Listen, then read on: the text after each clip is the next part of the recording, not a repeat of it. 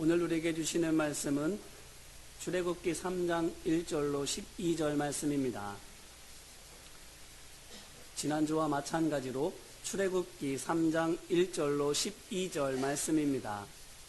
모세가 그의 장인 미디안 제사장 이드로의 양떼를 치더니 그 떼를 광야 서쪽으로 인도하여 하나님의 산 호렙에 이르매 여호와의 사자가 떨기나무 가운데로부터 나오는 불꽃 안에서 그에게 나타나시니라. 그가 보니 떨기나무에 불이 붙었으나 그 떨기나무가 사라지지 아니하는지라. 이에 모세가 이르되 내가 돌이켜 가서 이 큰 광경을 보리라. 떨기나무가 어찌하여 타지 아니하는고 하니 그때에 여호와께서 그가 보려고 돌이켜 오는 것을 보신지라. 하나님이 떨기나무 가운데서 그를 불러 이르시되 모세야 모세야 하시매 그가 이르되 내가 여기 있나이다. 하나님이 이르시되 이리로 가까이 오지 말라. 내가 선 곳은 거룩한 땅이니 내 발에서 신을 벗으라. 또 이르시되 나는 내 조상의 하나님이니 아브라함의 하나님, 이삭의 하나님, 야곱의 하나님이니라. 모세가 하나님 배웁기를 두려워하여 얼굴을 가리매 여호와께서 이르시되 내가 애굽에 있는 내 백성의 고통을 분명히 보고 그들이 그들의 간목자로 말미암아 부르짖음을 듣고 그 근심을 알고 내가 내려가서 그들을 애굽인의 손에서 건져내고 그들을 그 땅에서 인도하여 아름답고 광대한 땅, 젖과 꿀이 흐르는 땅, 곧 가나안 족속, 헷 족속, 아모리 족속, 브리스 족속, 히위 족속, 여부스 족속의 지방에 데려가려 하노라. 이제 가라. 이스라엘 자손의 부르짖음이 내게 달하고 애굽 사람이 그들을 괴롭히는 학대도 내가 보았으니 이제 내가 너를 바로에게 보내어 너에게 내 백성 이스라엘 자손을 애굽에서 인도하여 내게 하리라. 모세가 하나님께 아뢰되 내가 누구이기에 바로에게 가며 이스라엘 자손을 애굽에서 인도하여 내리이까. 하나님이 이르시되 내가 반드시 너와 함께 있으리라. 내가 그 백성을 애굽에서 인도하여 낸 후에 너희가 이 산에서 하나님을 섬기리니 이것이 내가 너를 보낸 증거니라. 아멘. 지난 시간에 이어서 출애굽기 3장 1절로 11절의 말씀을 같이 보겠습니다. 지난 시간에 말씀드린 대로 살인을 저지르고 미디안 광야로 도망친 모세는 미디안 제사장 루엘과 함께 지내며 사위가 되었고 그의 양떼를 치는 목자가 되었습니다.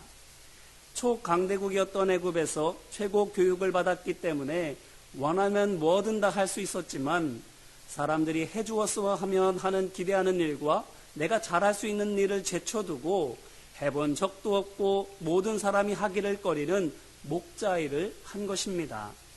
모세가 왜 이렇게 했습니까? 지난 시간에 말씀드렸던 대로 다시 간략히 언급해서 말씀드리면 애굽 사람의 모습 곧 세상 때를 씻어내기 위해서였습니다. 바울이 성령의 인도하심대로 복음을 전하기 위해서 학문 같은 자신의 강점을 과감하게 버렸던 것처럼 모세도 하나님만으로 살기 위해서 그만의 강점을 온전히 내려놓았던 것입니다. 모세가 얼마나 오래 이렇게 하고 있었습니까? 40년간입니다. 40살에 미디안 광야에 들어왔으니 무려 80살이 될 때까지 그렇게 하고 있었습니다. 그런데 이보다 더 놀라운 사실은 오늘 말씀 1절에서 모세가 그의 장인 미디안 제사장 이드로의 양떼를 치더니라고 한 것에서 알 수 있는 것처럼 시간이 꽤 많이 흘렀음에도 불구하고 모세에게 자기 양떼가 없었다라는 것입니다. 모세에게는 말하자면 내 재산이라고 할 만한 것이 없었던 것입니다. 한 집의 가장입니다. 자녀들도 있습니다. 그런데 독립하거나 장인을 봉양하기는커녕 장인 집에 얹혀 살고 있는 것입니다. 얼마나? 40년이나. 모세가 일하기를 싫어하고 놀기만 좋아하는 한량이었습니까? 똑똑하고 유능했지만 게으름뱅이에다가 자기밖에 모르는 이기주의자여서 양떼를 돌본답시고 여기저기 나들이만 다니면서 생계는 나 몰라라 했습니까? 아닙니다. 그는 그저 자기의 몫을 욕심내지 않았던 것입니다. 똑똑하지 못해서도 아니고 능력이 없어서도 아니라 욕심이 없었다라는 거예요. 내 것을 만들고 내 것만 불리려는 세상적인 생각이 그에게는 없었던 것입니다. 생각해 보십시오. 만약 모세가 오랫동안 양들을 돌보았는데 그 결실이 좋지 않았다면, 곧 양의 수가 줄어들거나 품질이 나빠졌다면, 그래서 양떼의 주인인 장인의 눈에도 모세가 불성실하거나 목자의 자질이 없는 것으로 보였다면 40년 동안이나 그에게 자기 양떼를 맡겼겠습니까? 자기를 위해서나 모세를 위해서도 그만두고 다른 일을 하게 하지 않았겠습니까? 그러므로 모세가 40년이란 오랜 세월 동안 장인의 양들을 돌보고 있었다는 것이 무엇을 보여줍니까? 바로 모세가 양들을 잘 돌보고 있었다라는 것입니다.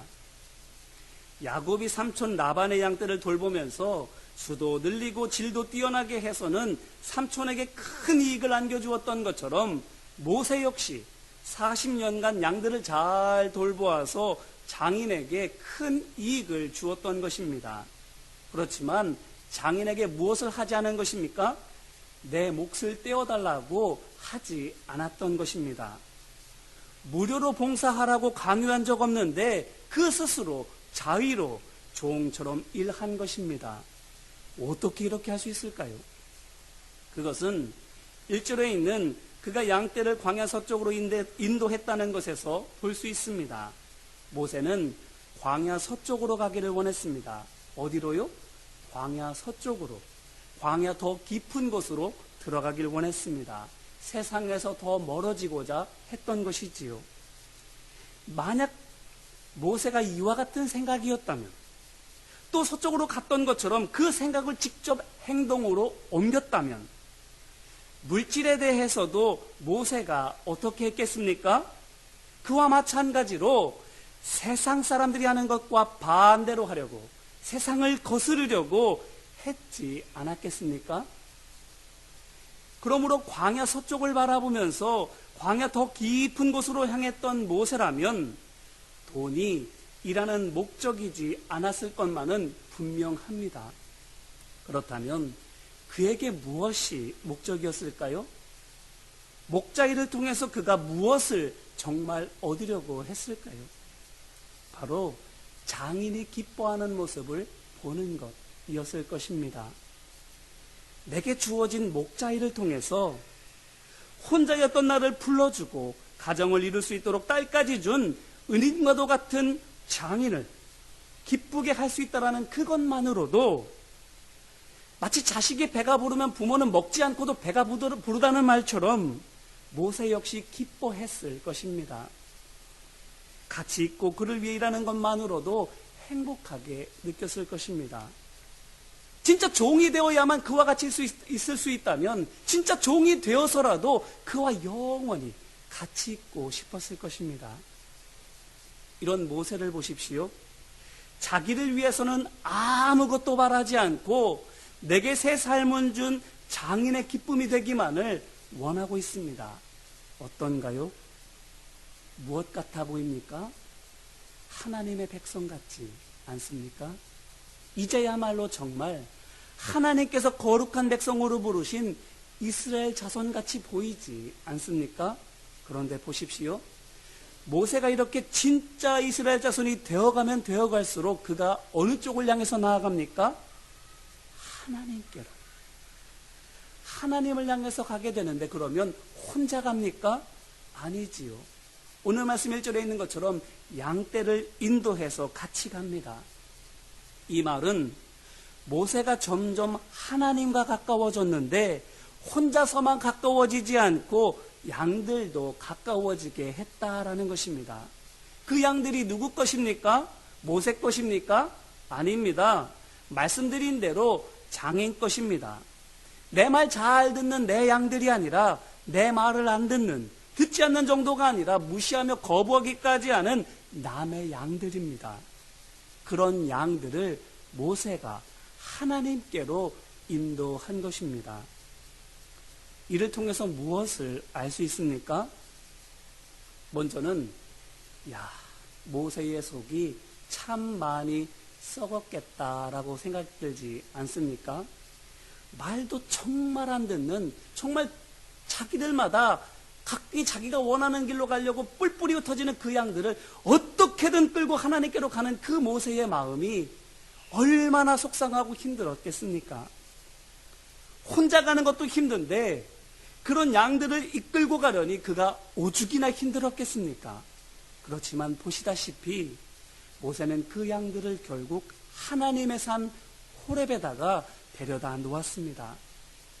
어떻게 그럴 수 있었을까요? 그 비결이 어디 있었을까요? 이런저런 양들의 이런 불평과 저런 불만을 모세가 어떻게 견뎌내었을까요? 아무리 생각해봐도 사랑밖에는 답이 없습니다. 사랑할 때 그들이 내 목숨보다 소중하게 여겨질 때 비로소 참고 견딜 수 있게 되는 것입니다. 야곱을 생각해 보시기를 바랍니다. 창세기 29장 20절 말씀입니다. 야곱이 라헬을 위하여 7년 동안 라반을 섬겼으나 그를 사랑하는 까닭에 7년을 며칠같이 여겼더라. 아멘. 연모하는 라헬을 얻으려고 7년간 머슴같이 일해야만 했는데 어떻게 됐다고요? 7년도 휙하니 지나갈 만큼 빨리 지나갔다라는 것이지 않습니까? 사랑이 고통을 이기는 길입니다. 사랑하면 고통이 그저 괴로운 것만으로 느껴지지는 않는 것입니다. 예수님도 생각해 보십시오. 예수님께서 내가 세상을 이겼다고 말씀하셨는데 세상을 예수님께서 어떻게, 무엇으로 이기셨습니까? 몽둥이로 때려잡으셨습니까? 아닙니다. 사랑하셨습니다.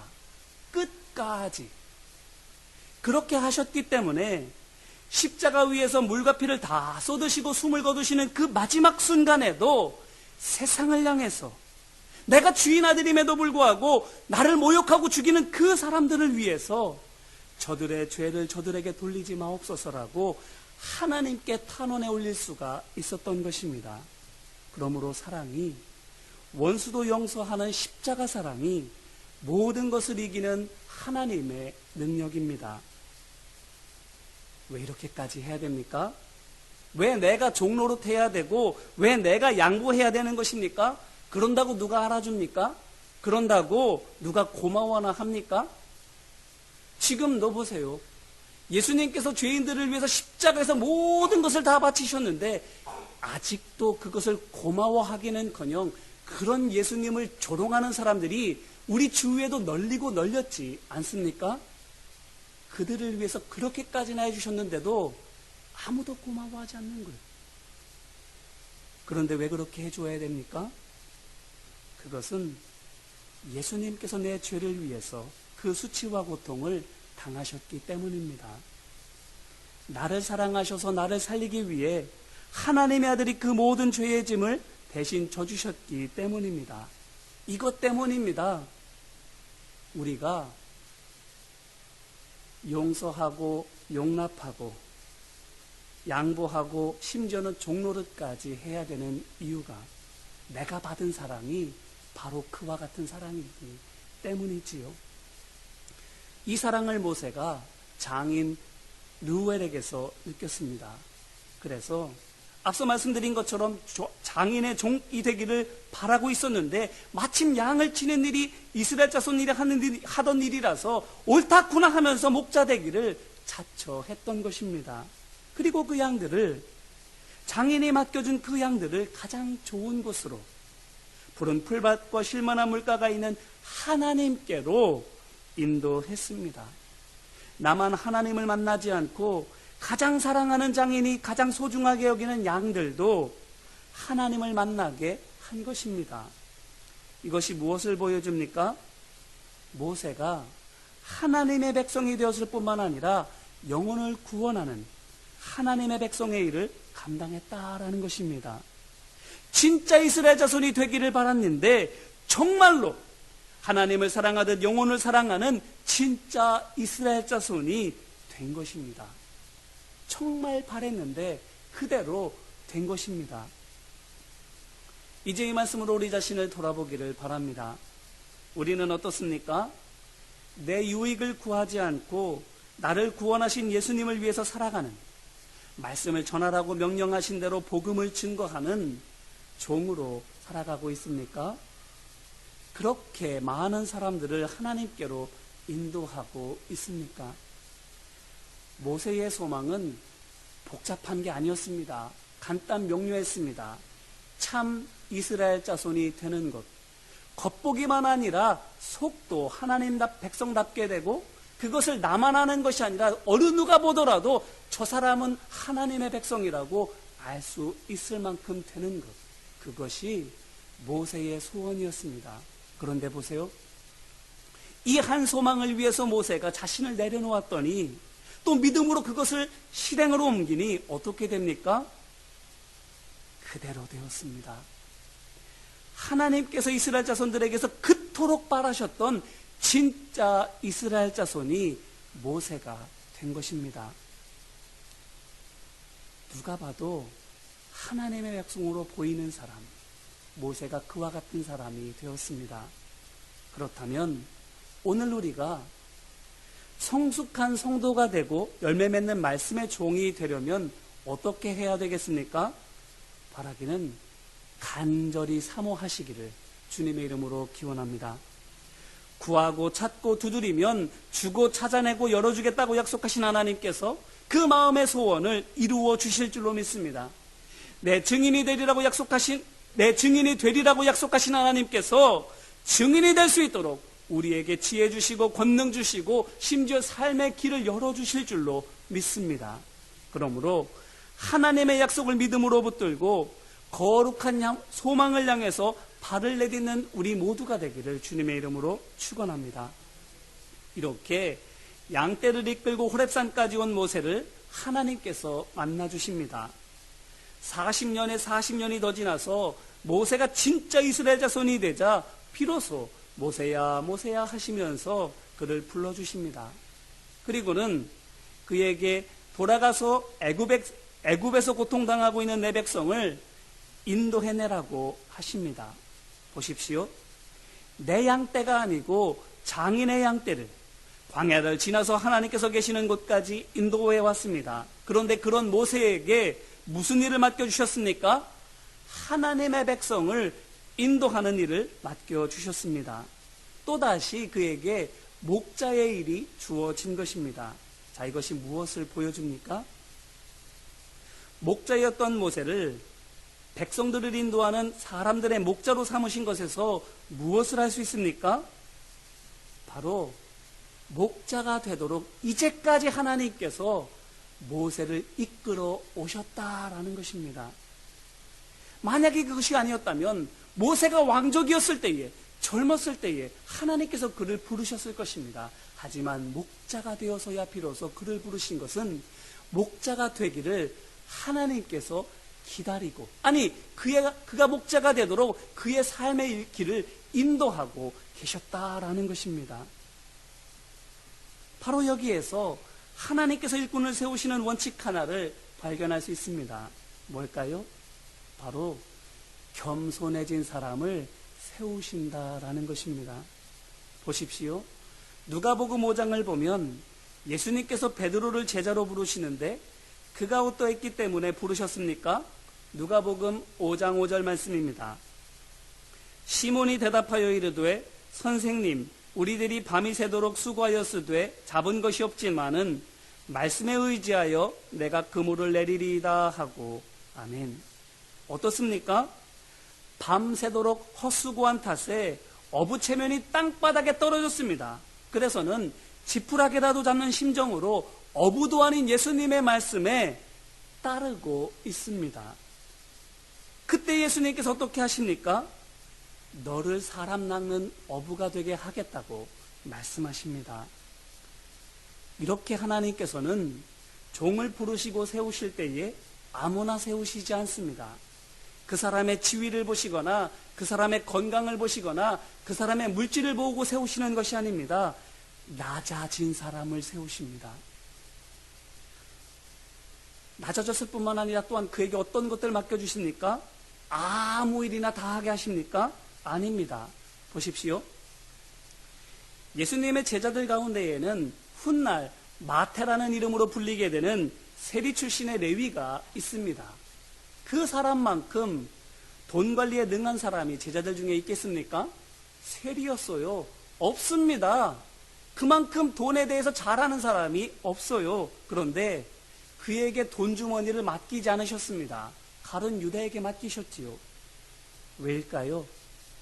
왜 세리였던 레위에게 돈을 안 맡기셨을까요? 그것은 그 일이 마태에게 기쁨이 아니었기 때문이기도 하지만 그 일이 마태를 교만하게 할 수 있는 일이었기 때문이기도 합니다. 생각해 보십시오.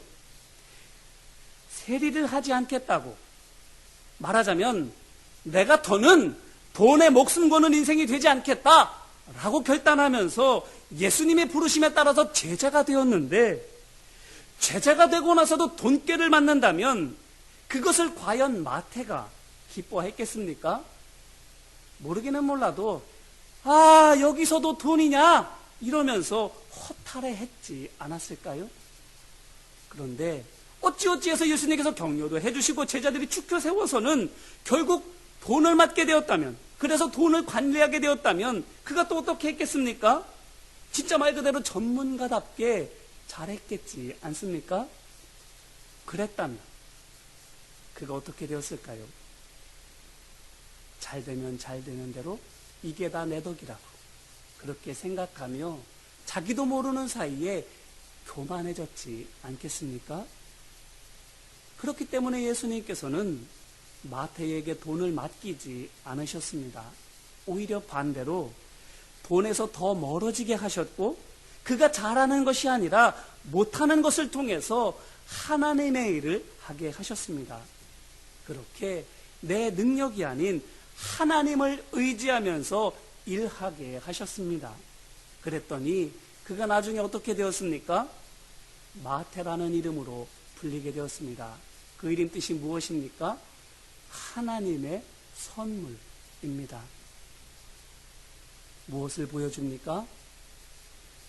레위가, 마태가 자기 힘과 재주가 아닌 하나님께로부터 오는 은혜의 선물로 살아갔을 때에 그도 다른 사람들에게 하나님께서 보내신 선물과도 같은 사람으로 살았다라는 것입니다. 이것을 통해서 우리가 무엇을 알게 될까요?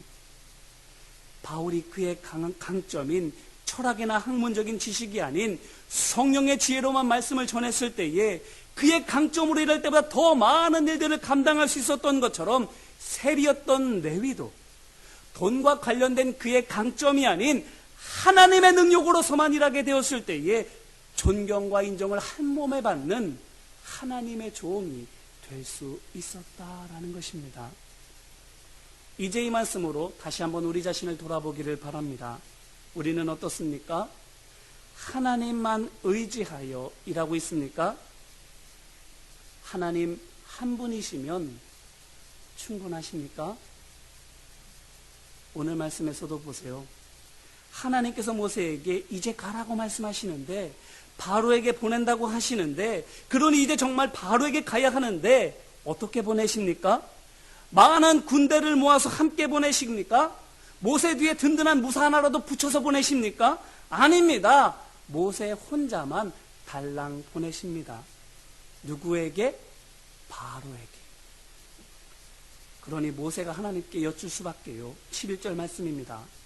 모세가 하나님께 아뢰되 내가 누구이기에 바로에게 가며 이스라엘 자손을 애굽에서 인도하여 내리이까? 무슨 말입니까? 80살이나 된 늙은 내가 그것도 혼자서 뭘 할 수 있겠습니까? 라는 것입니다.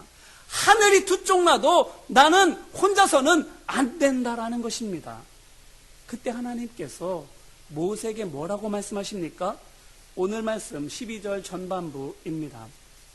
한번 따라해 주시면 감사하겠습니다. 하나님이 이르시되 내가 반드시 너와 함께 있으리라. 뭐라고 하셨다고요? 내가 반드시 너와 함께 있으리라. 한글 성경에서는, 우리가 읽는 이 성경 속에서는 지금이 아니라 마치 모세가 바로에게 가서 이스라엘 자손을 애굽에서 이끌어낼 때에 그때 함께 하실 것인 것처럼, 그렇게 말씀하신 것처럼 들려집니다. 그런데 히브리어 원문을 보게 되면 이 말씀이 어떤 건가 하면 예의 이마쿠, 바로 내가 있다 너와 함께입니다. 내가 반드시 너와 함께 있을 것이다 라고 말씀하신 것이 아니라 내가 지금 너와 함께 있노라 말씀하신 것입니다. 그렇다면 이것을 통해서 우리가 무엇을 알 수 있습니까? 지금 하나님께서 모세와 함께 계신다라는 것입니다. 그 같이 계신 하나님께서 바로와 애굽의 군대를 이길 모세의 힘이자 무기다라는 것입니다. 하나님 외에 더 필요한 것이 없다라는 것입니다. 그러므로 모세는 혼자가 아닐 뿐더러 아무 쓸모없는 노약자도 아닙니다. 하나님께서 함께 하시는 사람이고 무엇이든 다 할 수 있는 세상에서 가장 강한 사람입니다. 무엇으로 말미암아? 함께 계신 하나님으로 말미암아. 이런 사람이 어떻게 될까요? 창세기 39장 23절 후반부 말씀을 보면 요셉에 대해서 말하는데, 간수장은 그의 손에 맡긴 것을 무엇이든지 살펴보지 아니하였으니 이는 여호와께서 요셉과 함께 하심이라. 여호와께서 그를 범사에 형통하게 하셨더라. 아멘. 이어서 사무엘하 5장 10절 말씀입니다. 다윗에 관한 말씀인데요. 만군의 하나님 여호와께서 그와 함께 하시니 다윗이 점점 강성하여 가니라. 아멘. 또 열왕기하 18장 7절 전반부 말씀입니다. 히스기야 왕에 관한 말씀입니다. 여호와께서 그와 함께 하심에 그가 어디로 가든지 형통하였더라. 아멘. 어떻습니까? 하나님께서 함께 하시는 사람은 다 강성해지고 형통하게 되었지 않습니까? 그렇다면 지금 하나님과 함께 있는 모세는 어떻게 되겠습니까? 그 똑똑한 바로 앞에 가고 그 무서운 애국 군대를 맞서야 되는데 그가 어떻게 되겠습니까? 그 역시 강성해지고 형통하게 되지 않겠습니까? 그렇다면 우리는 세상 끝날까지 함께 있겠다고 예수님께서 말씀하신 우리는 어떻게 되겠습니까? 강성해지고 형통하게 되지 않겠습니까? 무엇으로 말미암아? 사람이 많아서? 물질이 많아서? 하나님께서 함께 계심으로. 바라기는 이 사실을 굳게 믿으시기를 주님의 이름으로 기원합니다. 다른 모든 것을 다 가져도 이 믿음이 없으면 하나님께서 우리 안에 계시고 우리 곁에 계시고 우리 앞서 가시고 우리 뒤에서 따라오시는 것을 믿지 않으면 세상을 이길 수 없습니다. 아무리 하찮은 것조차도 우리는 감당할 수 없습니다. 반대로 아무것도 없어도 하나님만 함께 계시면 바울이 로마서 8장 31절에서 하나님이 우리를 위하시면 누가 우리를 대적하리요? 담대하게 고백했던 것처럼 못할 것이 없습니다. 아무리 높은 벽이라도 넘을 것이요, 아무리 강한 적도 우리가 맞서 싸워 이기게 될 줄로 믿습니다. 왜냐하면 시편 23편 6절에서 다윗이 고백하는 것처럼 하나님의 선하심과 인자하심이 곧 하나님의 정의와 공의가 반드시 나를 따라올 것이기 때문입니다. 이 믿음으로 다윗이 골리앗을 보았을 때 골리앗이 개로 보였습니다. 작은 막대기만으로도 능히 제압할 수 있는 개로 보였습니다. 그렇기 때문에 바로가 아무리 똑똑하고 애굽이 아무리 강해도 하나님 앞에, 하나님과 함께 있는 모세 앞에 무엇입니까? 하룻강아지입니다. 그러므로 하나님 안에서 모세가 이 귀한 사역을 감당했던 것처럼 하나님께서 함께 하시는 사람으로 우리 삶의 자리로 돌아가서 꺾고 무너뜨리는 강한 주의 종이 된 우리 모두가 되시기를 주님의 이름으로 축원합니다. 이제 말씀을 붙들고 함께 기도할까요? 눈을 감고 가만히 생각해 보시기를 바랍니다. 뭔가 있어야만 하나님의 일을 할 수 있다고 생각했습니까? 그래서 그게 될 때까지 할 수 있는데도, 하고 싶은데도 그냥 참고만 있었습니까? 또는 하나님의 영광보다는 내 유익을 먼저 구했습니까? 하나님의 기쁨이 되는 것보다 사람의 기분을 만족시키려고 했습니까? 영혼을 구원하지 않고 나 혼자만 그냥 하나님 앞에 바로 서면 되지, 그렇게 생각했습니까? 그렇다면 이 시간 주여, 내 믿음 없음을, 하나님을 하나님으로 생각하지 못했던 것을, 하나님의 뜻과 계획을 내 생각을 가지고 제한시켰던 것을 주님 용서해달라고 회개하며 함께 기도하기를 원합니다. 같이 기도하겠습니다. 은혜와 사랑 많으신 아버지 하나님, 목자가 될 때까지, 목자가 돼서 양떼를 이끌고 하나님께로 나올 때까지 하나님께서는 기다리셨습니다. 그저 기다리고 계셨던 것이 아니라 모세의 발걸음을 인도하셨고 그의 삶의 방향을 이끌어 주셨습니다. 그것이 온전히 이루어졌을 때에 모세를 불러주시고 모세에게 사명을 맡기시며 그에게 권능을 베푸셔서 그 사명 감당토록 인도해 주셨습니다. 하나님께서는 이와 같이 우리를 향한 계획을 가지고 계시는데 그 계획을 이루실 만한 지혜와 능력이 있으신데 그 하나님을 믿지 못하고 내 생각에 따라 하나님을 제한하며 살지는 않았는지, 하나님의 영광을 구하며 하나님의 이름을 위해 살기보다 내 목적을 위해서, 내 만족을 위해서, 또는 사람들의 기분을 위해서 맞추어가는 삶을 살아가고 있지는 않았는지요. 아버지 하나님, 그와 같았다면 우리를 불쌍히 여겨 주옵소서. 하나님보다 사람을 더 높이 보았던 것을, 하나님을 섬기지 않고 사람을 섬기려고 했던 것들을, 하나님의 능력으로 일하지 않고 내 경험으로, 내 지식으로, 내가 잘하는 것으로 하려고 했던 것들을 주님 불쌍히 여겨 주옵소서. 아무것도 없어도, 아니 내가 못하는 것으로도 하나님께서 주시는 일이라면 얼마든지 하나님께서는 뜻을 이루시는 분이심을 이 시간 믿음으로 고백하며 주님 앞에 회개합니다. 주님 불쌍히 여겨 주시옵시고 우리의 믿음을 통해서 믿음에 강한 하나님의 사람 되어질 수 있도록 불러 세워주시고 인도하여 주시고 은혜와 능력 베풀어 주옵소서. 또한 이 시간 간구하는 마음으로 함께 기도하기를 원합니다. 주님, 진짜 되게 하옵소서. 낮아지게 하옵소서. 또 하나님이 믿어지게 하옵소서. 함께 간구하며 기도하겠습니다. 아버지 하나님, 겉보기에만 아니라 나 스스로만 인정하는 것이 아니라 속도 누가 보더라도 하나님의 백성으로 보여지는, 하나님의 백성으로 인정되는 내가 되게 하여 주옵소서. 이만하면 됐지라고 생각하며 스스로 하나님의 뜻을 제한하는 것이 아니라 하나님께서 이끌어 가시는 대로, 하나님께서 온전하라고 말씀하셨으니 온전함을 향해서 힘껏 달려나아가는 우리 모두가 될 수 있도록 주님 도와주옵소서. 거룩한 소망이, 진짜가 되려는 거룩한 소망이 우리 가운데 있게 하여 주셔서 그 소망을 이루어 주신 하나님의 능력 안에서 그 은혜를 맛보는 우리 모두가 되어줄 수 있도록 아버지 하나님 함께 하시고 인도하여 주옵소서. 이를 위해서 우리가 낮아지게 하여 주시옵소서. 내 생각, 내 지식, 내 경험을 가지고 일하려고 하는 것이 아니라, 내가 지금까지 해왔던, 내가 성공해왔던 방법대로 하려고 하는 것이 아니라 하나님께서 부르시고 하나님께서 인도하시는 방법대로 나아가려고 하는, 그렇게 겸손하게 나 자신을 내려놓는 우리 모두가 될 수 있도록 아버지 하나님 도와주옵소서.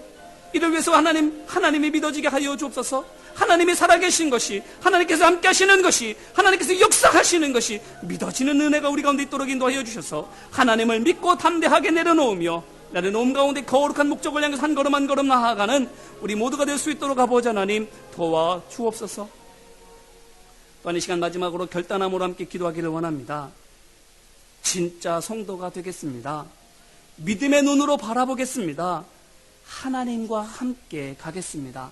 아무리 거대해 보이고 아무리 불가능처럼 여겨진다 할지라도 하나님과 동행함으로 하나님의 능력으로 이기는 주의 백성 되겠습니다라고 이 시간 결단하며 함께 기도하겠습니다. 은혜와 사랑 많으신 아버지 하나님, 내가 누구이게라고 우리는 고백할 수밖에 없습니다.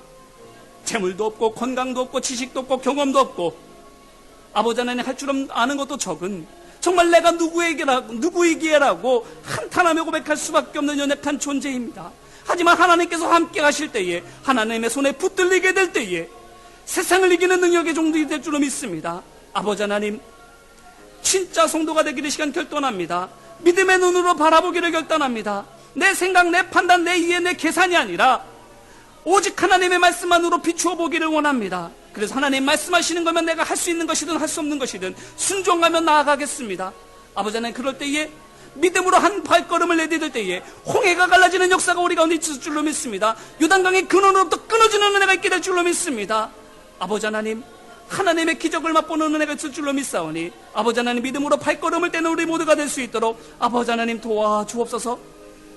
주님과만 함께하는, 주님과 동행해 나아가는 우리 모두가 될 수 있도록 이 시간 결단하는 하나님의 백성들, 아버지 그 마음 가운데 믿음을 허락하여 주십시고 그 믿음을 가지고 한 걸음 한 걸음 골리앗을 향해 나아가는, 홍해를 향해 나아가는 주님의 백성들에게 주님 권능과 은혜와 지혜를 베풀어 주셔서 하나님의 역사를 기도원이 본 것처럼 볼 수 있는 은혜가 있게 하여 주시옵소서. 아버지 하나님, 우리로 말미암아 하나님의 살아계신과 역사하심을 증거될 수 있도록 아버지 하나님 사용하여 주시옵시고, 내가 누구에게라고 한탄하며 고백할 수밖에 없는 사람들에게 소망되게 하여 주옵소서. 사랑과 은혜 많으신 아버지 하나님, 내가 누구이기에 라고 탄식하듯 고백할 수밖에 없는 그와 같은 사람들이 우리입니다. 모세가 그랬던 것처럼 우리도 감히 엄두가 나지 않습니다. 하지만 내가 반드시 너와 함께 있을 것이라고, 지금도 내가 너와 함께 있노라고 말씀하시는 그 주님의 말씀을 힘입어서 베드로가 그물을 던졌던 것처럼 믿음의 발걸음을 내딛고자 합니다. 주님, 하나님 앞에 선 사람으로 살게 하여 주옵시고 하나님의 은혜를 힘입어서 세상과 싸우는, 욕망과 싸우는, 교만과 싸우고 미움과 싸우는 우리 모두가 되게 하여 주옵소서.